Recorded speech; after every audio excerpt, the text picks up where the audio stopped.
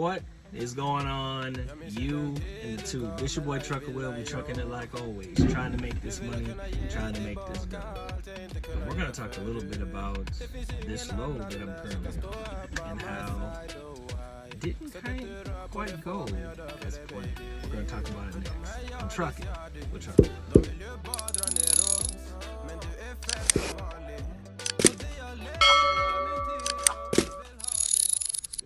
What is going on, you in the tube? This your boy Trucker Will. We trucking it like always, trying to make this money, trying to make this dough. But before we get into it, remember to like, subscribe, and share, and hit that bell below so you don't want to come out with new videos on my blacktop journey, as well as smash the thumbs up button so it stimulates that YouTube algorithm to help other drivers that are coming into the industry find the channel.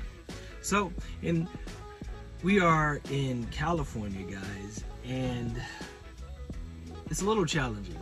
So, as you guys may know, I work for a Russian company. And if you know your boy over there and Chasing Andrew Jackson, he, I guess, recently left a Russian company.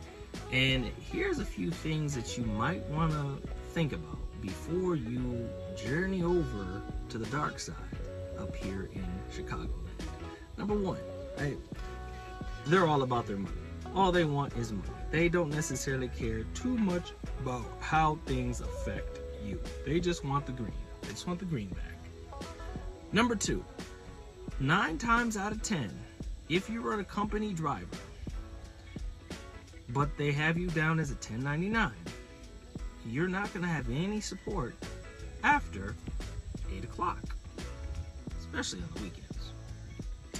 Number 3, you'll get paid, but you probably are going to get nickeled and dimed for everything that happens.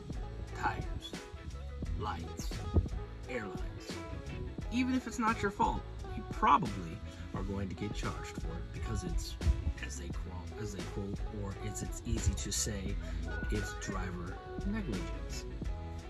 Number 4, you probably are going to have a truck that's got some miles on it. I was lucky enough to be able to get a truck that didn't have so many miles on it. I knew the last 2 guys that had this current truck. The first guy I knew, he told me to come over here. He had it and he ended up having to leave. Then the other guy that recovered it from him, he had it for about a month until he hit a bridge, and then I got it. So it is what it is. Number 4, guys, is they're not necessarily going to help you per se. They're all about the money to pay you. I mean, the Russians do pay. Chasing Jackson wasn't playing. They do pay. It's just a matter of the amount of work that you have to do to get paid such a paycheck. I have had a couple instances where they've tried to pull money from me, you know, whether it's a trailer tire went bad or airline went bad or any of those specific things. But I simply said, hey, like, there's nothing that I could do. What did you want me to do? Roll the truck first, a little thing in the middle of the road. I tried to avoid it. It ran up, it flew up and hit one of my airlines. What you want me to do? It is what it is. The next thing, guys, is that they have a weird way of doing things. So you have your logbook, you don't have a live call, departure call type thing. Majority of them, you're going to get your loads from WhatsApp because your dispatcher is somewhere overseas. And the people that are here, they're going to help you with EFS checks and things of that nature, but you're pretty much on your own. A situation that I had last night is I've been watching a tire that I had, I'll put a picture up here, that I had that was looking like it was going bad.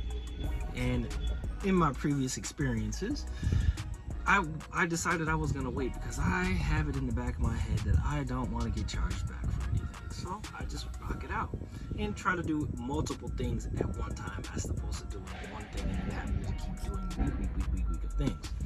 So one week I had a steer tire that was going bad. It was wearing on the inside. I've already had an alignment done, but it seems like it's something else that needs to be taken care of. So I had them change one. We did that in Oregon. So that tire got changed, and they're they want the money, but they don't want to spend the money. Remember that. They want the money, they just don't want to spend the money. So they fixed that tire, and then I ended up having to load somewhere in, I think it was Kentucky or Kansas. Yeah, it was Kentucky somewhere. And I took my 30-minute break, and what I normally do is I walk around my truck, I check my tires, and I noticed that one of my tires was off the bead. Luckily, I was at the Pilot, and there was a Love's right across the street that had a tire bay. So I carried my behind over there to go get that tire fixed. So I called him and said, hey, my tire's off the bead. I was doing my normal walk around to check my tires, and I noticed that one of my tires was off the bead. So I told him, I said, well, while we're here, we might as well get the other steer tire fixed because it's starting to wear aggressively, and eventually I'm gonna have to get that done. And I'm like, I don't play with steer tires. Nobody plays with steer tires. So we got the steer tire taken care of, but they pitched the Holy Ghost fit about it. So $600 later, so on and so forth. So now we'll move to this tire. This tire had bald spots. So when it looks like it's having bald spots, it means that it's kind of like doing this in every little area, right? So that means that there's a bushing problem or a suspension problem, or it's not riding down the highway straight. It's kind of angled weird. It's weird. It was wearing weird. It's a suspension, typically a suspension issue.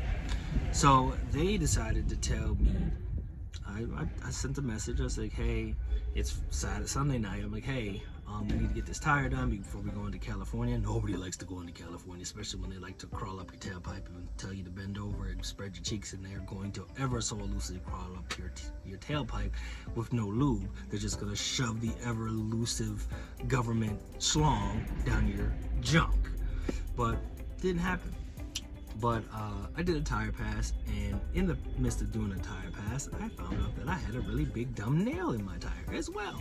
So not only did I have to have the tire replaced, or not replaced, patched, I had to get a trailer tire. As well as I noticed that my mud flaps were starting to come loose, and it looked like they were going to fall down. You don't want to play when you go to California.